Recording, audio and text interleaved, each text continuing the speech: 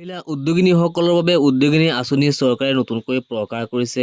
আপোনালোকে কেনেকৈ আবেদন কৰিব, ইয়াৰ যোগ্যতা কি, সম্পূৰ্ণ প্ৰচেছ আলোচনা কৰিম এইটো ভিডিঅ'ত। গতিকে আপোনালোকে ভিডিঅ'টো যদি কোনোবা নতুনকৈ আহিছে তেনেহ'লে আমাৰ চেনেলটো ছাবস্ক্ৰাইব কৰি ৰাখিব। বলক এতিয়া আমি প্ৰচেছটো আলোচনা কৰোঁ। ইয়াত উল্লেখ কৰা আছে মহিলাসকলৰ বাবে আনিলে এই আঁচনি আবেদন কৰিলে পাব 3 লাখ টকা। কিন্তু কেনেকৈ আবেদন কৰিব আৰু কোনে কোনে পাব এই পইচা, এইটো ভিডিঅ'ৰ জৰিয়তে আমি বহলভাৱে আলোচনা কৰিম, কিন্তু আপোনালোকে ভিডিঅ'টো অলপো স্কিপ নকৰিব।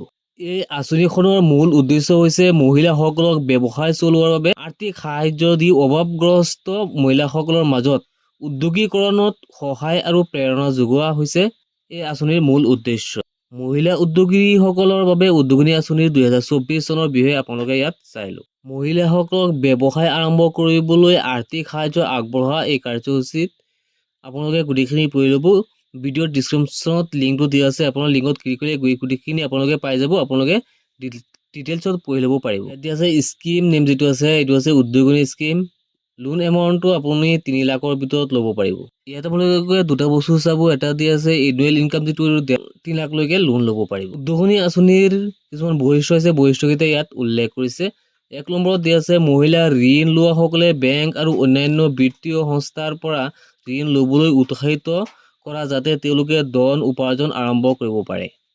2 নম্বৰত দিয়া আছে কোনো ধৰণৰ পক্ষপাতিত্ব বা বৈষম্য নোহোৱাকৈ যোগ্য মহিলা হিতাধিকাৰীসকলক সুদমুক্ত ঋণ প্ৰদান কৰা।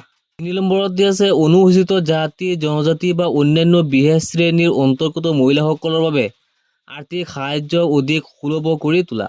4 নম্বৰত দিয়া আছে ব্যক্তিগত ঋণদাতা বা অন্যান্য বিত্তীয় সংস্থাৰ পৰা মহিলাসকলে উচ্চ সুতৰ ঋণ লাভ কৰাত বাধা দিয়া এটা উদ্দেশ্য আছে। আপোনালোকে বাকীখিনি পঢ়ি ল'ব। এতিয়া মূল কথা হৈছে উদ্যোগিনী আঁচনিৰ বাবে প্ৰয়োজনীয় কিছুমান গুৰুত্বপূৰ্ণ নথি পত্ৰ তলত উল্লেখ কৰা হৈছে। নথি পত্ৰ কি আমি এতিয়া নথি পত্ৰটো চাই লওঁ।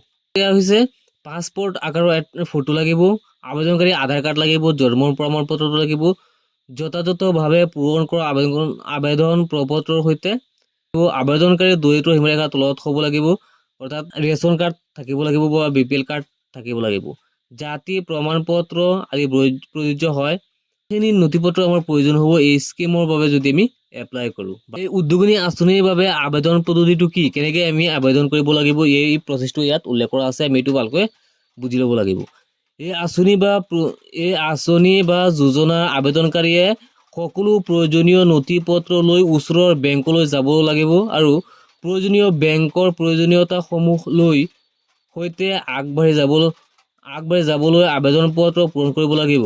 আবেদন কৰা 2 নম্বৰ অপশ্যনটো হৈছে প্ৰাৰ্থীসকলে যিয়ে আবেদন কৰিব তেওঁ উদ্যোগিনী কাৰ্যসূচীৰ অধীনত, যোনজনে এই আঁচনিৰ বাবে আবেদন কৰিব তেওঁ উদ্যোগিনী কাৰ্যসূচীৰ অধীনত ঋণ প্ৰদান কৰা বেংকসমূহৰ অফিচিয়েল যিটো ৱেবছাইট আছে তাত গৈ অনলাইন যোগে ঋণ আবেদনৰ বাবে আবেদন কৰিব পাৰিব। আজিৰ ভিডিঅ'টো এইখিনি আছিলে। লগ হ'ব নেক্সট ভিডিঅ'ত।